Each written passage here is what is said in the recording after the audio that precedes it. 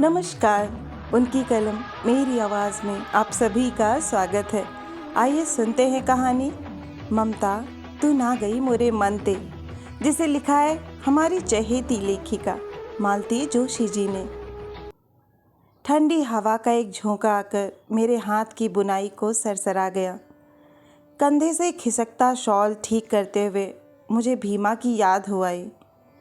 मैंने सहमते हुए इनकी ओर देखा, जो सर्दी से पूरी किलेबंदी किए हुए ऑफिस की फाइलें देख रहे थे। आज तो बहुत सर्दी है, मैंने प्रस्ताव की भूमिका बांधते हुए कहा, पर उन्होंने शायद मेरी बात सुनी ही नहीं, या क्या पता सुन भी ली हो, पर उत्तर में पेन की सरसराहट के सिवा कुछ नहीं मिला। भीमा को अंदर ले लूं? बाहर तो बहुत सर्दी है, मैंने साहस करके पूछ ही लिया। इस बार बात उनके कानों तक गई। भीमा के नाम से ही उनकी नाक भौं चढ़ जाती हैं। आज भी उसमें कोई अंतर नहीं आया। तुनक कर बोले, तुम क्या जमादार से कह नहीं सकती कि उसे रात में अपने घर रखा करो? वह तो जैसे इस बला को तुम्हारे गले मढ़कर निश्चिंत हो गया है। कल कह दूंगी, लेकिन आज, मैंने आजीजी के साथ कहा और वाक्य अधूरा ही छूट गया। ले आओ, पर सुलाओगी कहाँ? ठीक तो था, इस बंगले में हर कमरे का अपना एक नाम था, एक व्यक्तित्व था। कोई भी कमरा एक अनाथ दरिद्र बालक को रात में शरण देने के लिए नहीं बनाया गया था। मैं देख लूँगी, कहती हुई मैं उठ खड़ी हुई। अधिक सोच विचार से बात के बिगड़ने का डर था। दरवाज़ा खोलते ही हवा तीर की तरह शरीर में चुभने लगी। बड़े साहस के साथ मैंने बरामदे में पैर दिया। रेलिंग के सहारे मेरी दी हुई एक फटी दरी और कंबल में लिपटा हुआ वह गुड़ी मुड़ी होकर पड़ा था। उसकी बाल सुलभ नींद को तोड़ने की सामर्थ्य ठंड में नहीं थी। मैंने बड़ी कठिनाई से उसको जगाया। निदियाई आंखों को बिना खोले ही उसने पूछा, क्या काम है माँ जी? मेरा मन पसीज उठा। हाय रे दुर्भाग्य, बेचारा नींद में भी कुछ और नहीं सोच सकता। उठ तो। मैंने जबरदस्ती उसे उठाया और अंदर ले चली। एक के बाद एक कमरे को पार करती हुई किचन के पास वाले कमरे में से एक चौड़ा करके मैंने ज़मीन पर बिछा दिया और उसे सोने के लिए कहा। वह तो जैसे नींद में ही चल रहा था। इशारा पाते ही लेट गया।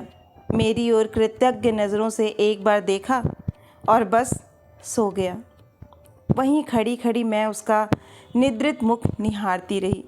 उसका धंसा हुआ चेहरा अब काफ़ी भर आया था और मेरे पति के शब्दों में यह हमारे ही टुकड़ों का प्रभाव था। याचना के स्थान पर उसके मुख पर एक आश्वस्त भाव था, जो बड़ा अच्छा लग रहा था। जब खड़े खड़े पैर जमने से लगे तब ही मैं वहाँ से हिल सकी। बाहर आई तो देखा कि अपना काम समाप्त कर वह मेरी ही प्रतीक्षा कर रहे हैं। बड़ी देर कर दी, लोरी वगैरह सुना रही थी क्या? उन्होंने चोट की, पर मैंने प्रतिवाद नहीं किया। अपनी बुनाई उठाकर रख दी और सोने की तैयारी करने लगी। बिस्तर में पड़े पड़े मैं सोच रही थी, मुझ में कितना अंतर आ गया है। पहले हम दोनों एक दूसरे पर चोट करते नहीं थकते थे। हम दोनों के स्वभाव में कहीं कोई मेल नहीं था।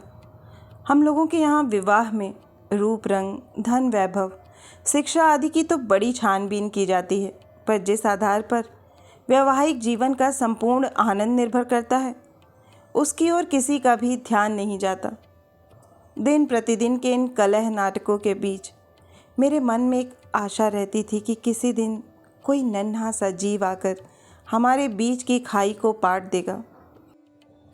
एक एक कर 5 वर्ष बीत गए और निराशा और अधीरता ने मुझे जकड़ लिया। इसी आवेग में एक दिन मैं अपनी परिचित लेडी डॉक्टर के यहाँ पहुँच गई, जो अब तक सिर्फ एक आशंका भरती एक कटु सत्य बनकर सामने छाने लगी। मुझे संभलने में काफ़ी समय लगा।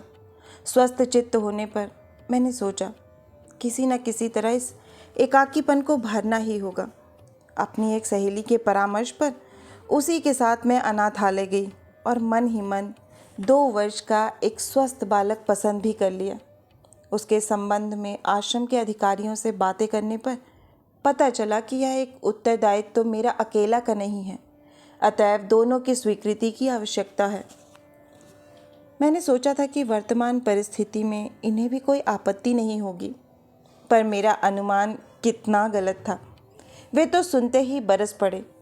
क्या वाहियात बात है, पता नहीं किस वंश गोत्र का बच्चा उठाकर लाओगी और छाती से लगाकर पालोगी। जानती तो हो नहीं वहाँ किस तरह के बच्चे आते हैं। घर में क्या बच्चे नहीं हैं? हैं तो, पर अपना बच्चा हमें कौन दे देगा? मैंने कुछ कहना चाहा।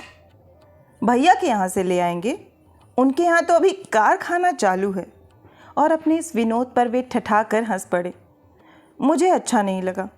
बड़े भाई के प्रति उनकी इस अभद्र टिप्पणी से मुझे ग्लानि हो आई। जीवन के हर क्षेत्र में आशातीत सफलता ने उनके अहम को बहुत बढ़ावा दिया था। इसी से अक्सर उचित अनुचित का विचार भी उन्हें नहीं रह जाता था। एक दिन हम घर के लिए रवाना हो गए। गांव में बड़े भैया बड़ी कठिनाई से अपनी गृहस्थी चला रहे थे। उसे अनुपात में हमारी सहायता समुद्र में बूंद के समान होती थी। भारी खर्चा था। 6 बच्चे थे, 7वां आने वाला था। हमारे प्रस्ताव पर भाभी रुआंसी हो गई, परंतु बड़े भैया ने यत्नपूर्वक उन्हें समझा दिया कि हम बच्चे के बिना दुखी हैं, दिल तोड़ना ठीक नहीं। फिर जब इस प्रश्न पर भावुकता से ऊपर उठकर उन्होंने भी विचार किया तो उन्हें भी इसमें अच्छाई ही नजर आई और चौथे ही दिन हम विजय को लेकर चल पड़े। विजय उनका चौथे नंबर का बच्चा था, बड़ा ही हंसमुख और बातूनी। इससे पहले जब जब मैं गांव आई थी, इससे मेरी खूब पड़ती थी। रेल यात्रा और शहरवास की कल्पना ने उसे जैसे खुशी से भर दिया था। उसकी खुशी देखकर भैया और भाभी भी आश्वस्त हो गए थे। उसके आनंद में 4 चांद लगाने के लिए घर आते ही मैंने उसे खिलौनों और कपड़ों से माला माल कर दिया। एक पूरा का पूरा कमरा अपने अधिकारों में पाकर वह फूला न समाया। खुशियों की इस बाढ़ में माँ बाप की याद एक धुंधली रेखा बनकर रह गई, किंतु इनसे मेरा यह सुख देखा न गया। आते ही उन्होंने विजय को आचार व्यवहार के पाठ देना प्रारंभ कर दिया। विजय, नंगे पांव मत घूमो। विजय, सोफे पर पांव मत रखो। खाते समय आवाज़ मत किया करो। कोई चीज़ मिलने पर थैंक यू कहा करो। यहाँ तक कि अपने कमरे में अकेले सोने के लिए ही उसे बाध्य किया गया। मैंने कई बार समझाया, गांव का लड़का है, 10 जनों के बीच से उठाकर हम इसे लाए हैं, जरा यहाँ की ममता हो जाने दो, धीरे धीरे सीख जाएगा। परंतु किसी की बात मान लेना उन्होंने जाना ही नहीं था। तुनक कर कहते, आदतें शुरू से डालनी जाती है। एक बार लाड़ करके सिर चढ़ा लिया तो खूब नाम रोशन करेगा। वे अभी से उसे अपने उत्तराधिकारी के रूप में देखते थे और इसीलिए अधिक सतर्क थे। परंतु इसका परिणाम वही हुआ जिसका मुझे डर था। बेचारा बच्चा हमेशा सहमा सहमा सा रहने लगा। खाते खेलते उसे यही खटका रहता कि कहीं कुछ भूल तो नहीं हो रही।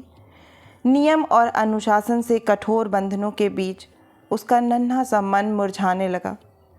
उधर स्कूल में भी कुछ ऐसा ही वातावरण था।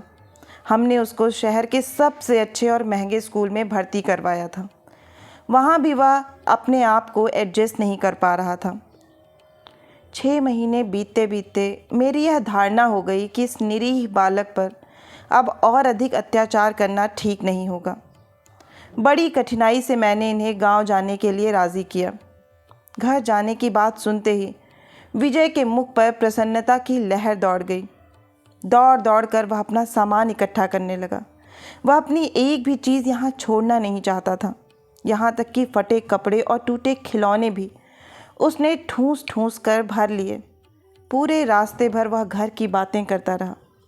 लग रहा था जैसे इतने दिनों यहाँ रहते हुए भी मन उसका वहीं था, अपने भाई बहनों के बीच। उसने कभी मुझसे इतनी बातें नहीं की थीं, परंतु आनंद के आवेग ने उसका सारा संकोच दूर कर दिया था। घर पहुंचते ही वह मानो वहीं का हो गया। इतने दिनों जिन खिलौनों से वह डर डर कर खेलता था, अब बड़े उत्साह से उनका प्रदर्शन कर रहा था। सबको बड़ी तन्मयता से अपने दोस्तों के बारे में, स्कूल के बारे में बतलाया जा रहा था। पता नहीं कितने दिनों की संचित गाथा थी, खत्म ही नहीं हो रही थी। बच्चे को दुबलाया देखकर भाभी जी ने केवल विवश आंखों से मेरी ओर देखा।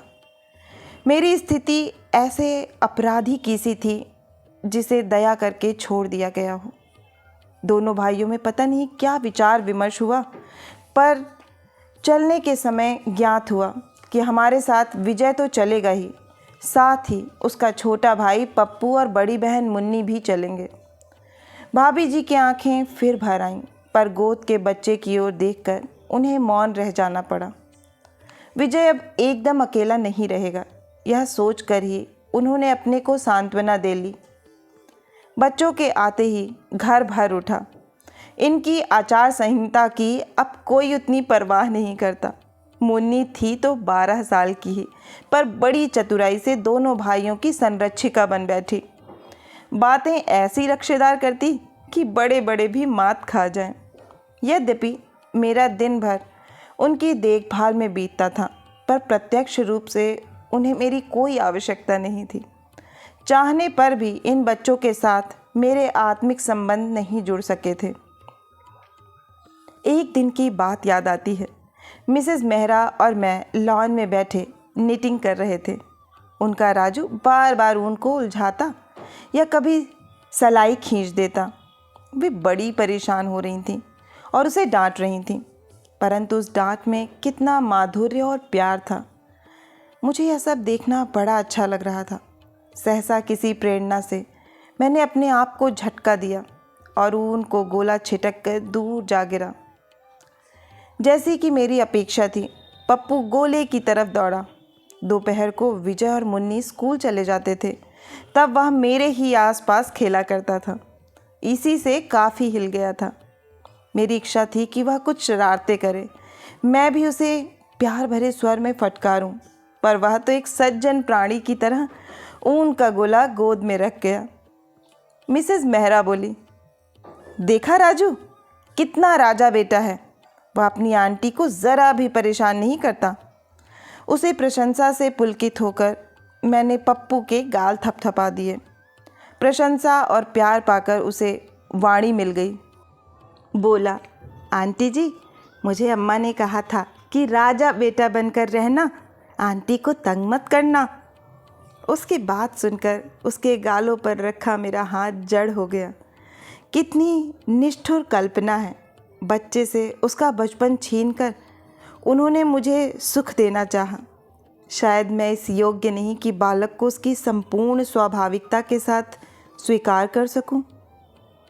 उफ, कितनी असहाय थी मैं, पानी के किनारे रहकर भी प्यासी। इससे भी कठोर एक प्रसंग भुलाए नहीं भूलता। उस दिन कोई त्यौहार था। ये टूर पर गए हुए थे। संधि का लाभ उठाकर मैंने बच्चों को दिन भर सैर करवाई, तरह तरह की चीज़ें खिलाईं और रात को जब घर लौटे तो बुरी तरह लदे हुए थे। खिलौने, फल, कपड़े और भी ना जाने क्या क्या। उस रात को बंगले के सब किवाड़ आदि बंद करने के बाद रोज़ की तरह मैंने बच्चों के कमरे में झांका। आनंद की उत्तेजना ने शायद उन्हें अभी सोने नहीं दिया था। विजय कह रहा था, दीदी, आंटी कितनी अच्छी है ना, हम लोगों को कितना प्यार करती हैं। दीदी ने मुंह बिचकाकर कहा, तो कौन सी बड़ी बात हो गई। जानते हो, बाबूजी ने पढ़ाया नहीं होता तो आज क्या चाचा जी इतने बड़े अफसर बनते। अम्मा कह रही थी कि इनके बच्चे नहीं हैं, इसी से हम लोगों को पास बुला लिया है। गरीब घर की उस अकाल प्रौढ़ा के तर्कों को अधिक सुनने की शक्ति मुझ में नहीं थी। जीवन का सारा रस जाता रहा। घर उस दिन से एक बोर्डिंग स्कूल की तरह हो गया। उसमें कर्तव्य तो सभी निभा रही हूँ, पर प्राणों का संचार कहीं नहीं है। फिर इन्हीं दिनों जमादार एक दिन शाम को भीमा को लेकर हाजिर हुआ। उसने रो रो कर जो बतलाया, उससे ज्ञात हुआ कि हाल ही की बाढ़ में उसके बहन बहनोई जल समाधि ले चुके हैं। भाग्य के दोष से यह अभागा लड़का बच रहा। कल ही रात गांव से आया है। जमादारिन किसी तरह भी उसे रखने के लिए तैयार नहीं है। फिर रो रो कर पत्नी का समर्थन करता हुआ बोला, हुजूर, वह भी क्या करे, घर में पहले ही 4-5 कच्चे बच्चे हैं, उन्हीं को तो पेट भर जुड़ता नहीं। आपका ऊंचा भाग है मालकिन, आपकी जूठन खाकर पड़ा रहेगा और जो भी काम बताएंगी करता रहेगा। रोना और गिड़गिड़ाना हमारे जमादार की खास कला है। इससे उसके मालिक के अहम भाव का पोषण भले ही होता हो, पर मुझे वह जरा भी नहीं सुहाता। नौकरों की एक पलटन वैसे ही घर में थी, फिर यह 8-10 साल का लड़का भला मेरे किस काम आएगा। मैंने बड़ी कठोरता से जमादार की युक्तियों का खंडन कर उसे भगा दिया। रात को जब बाहर के दरवाजे बंद करने लगी तो द्वार के पास एक सिमटी सिमटी आकृति देखी। बत्ती खोलते हुए मैंने कड़क कर कहा, कौन है? माँ जी, मैं हूँ, भीमा। और इतना कहते कहते वह भर भरा कर रो पड़ा। मैं तो घबरा सी गई। बड़ी मुश्किल से उसे चुप कराया। मालूम हुआ कि मामा ने उसे कड़ी ताकीद कर दी है कि मालिक के चरण पकड़ लेना और यहीं रहना। जमादार ने कच्ची गोलियां नहीं खेली थी। बड़ी ममता हो आई। अभी अभी तो बेचारे के सिर का साया उठ गया है। किसी संबंधी के द्वार भी उसके लिए खुले नहीं हैं। अभागा लड़का एक अपरिचित नारी से दया की याचना कर रहा है। उस याचना की भाषा भी उसकी अपनी नहीं थी, ऊपर से थोप दी गई थी। सुनने में अरुचि होती थी। अच्छा, सो जा यहीं, कल देखा जाएगा। मैंने अंदर जाकर उसके लिए जीर्ण दरी और कंबल खोज निकाला। तभी याद आया, शाम ही से तो यहाँ है, क्या पता भूखा भी हो। किचन में देखा, 2-4 फुलके पड़े थे। एक कटोरी में दूध और उसके ऊपर रोटियां रखकर मैंने उसे दे दी और साथ ही बिस्तर भी। जिस गति से उसने खाना खाया उससे उसकी भूख का अंदाज़ा लगाया जा सकता था। मुझे रात भर नींद नहीं आई। उसका आंसू भरा चेहरा बार बार आंखों के सामने घूम जाता। अपने आप पर झुंझलाहट भी हुई। संसार में कितने ही अभागे जीव हैं, हम किस किस को सहारा दें। पर इस तर्क से मन को शांति नहीं मिली और सुबह उठने तक मैं निर्णय कर चुकी थी कि इसे अब इस निर्मम संसार में अकेले ही ठोकरें नहीं खाने दूंगी। जैसा कि मुझे डर था, इन्होंने बहुत तूफान मचाया। यह अंगुल भर का छोकरा क्या काम करेगा? इन गवारों का खाना बहुत महंगा पड़ता है। तुम्हें ढंग के नौकर नहीं मिल सकते थे? लेकिन मैं उसे जवाब भी ना दे सकी और वह घर में रह गया, घर का प्राणी बनकर। अभिभावकहीन उस बालक का हितबोध बहुत ही प्रबल था। शीघ्र ही वह जान गया कि इस घर में उसका बंधु कौन है। बस दिन भर मेरे आगे पीछे घूमा करता। कभी उसकी निरीहता पर प्यार आता, कभी तंग आकर झिड़क भी देती। पर माँ से पिटने पर भी जैसे बालक उसी की गोद में मुंह छिपाकर रोता है, वह मेरी ओर करुण नेत्रों से देखने लगता। उन आँखों में झांकने पर लगता, यह भी तो मेरी तरह असहाय है, अकेला। और तब संवेदना से मन भर उठता। उसके प्रति मेरे बढ़ते हुए वात्सल्य को इन्होंने बड़ी जल्दी लक्ष्य कर लिया। वे बार बार टोकते, संतान की भूख मुझे इतने निचले स्तर पर ले आएगी, ऐसी उन्हें आशा नहीं थी। ममता का भी भला कोई स्तर, कोई अनुपात होता है? पर यह बात किसे समझाऊं? मुझे तो यह रिश्ता हुआ घाव लेकर ही जीना है। आशा है कि यह हृदय स्पर्शी कहानी आपको बहुत ही पसंद आई होगी। अगर पसंद आई है तो मुझे प्रोत्साहित करने के लिए एक लाइक करें, अपनों के साथ ज़्यादा से ज़्यादा शेयर करें। और हाँ, अगर आप इस चैनल से जुड़ना चाहते हैं और इस पर नए हैं तो इसे सब्सक्राइब करना ना भूलें। फिर मिलती हूँ एक नई कहानी या कविता के साथ। तब तक के लिए आप सभी का कहानी सुनने के लिए बहुत बहुत धन्यवाद।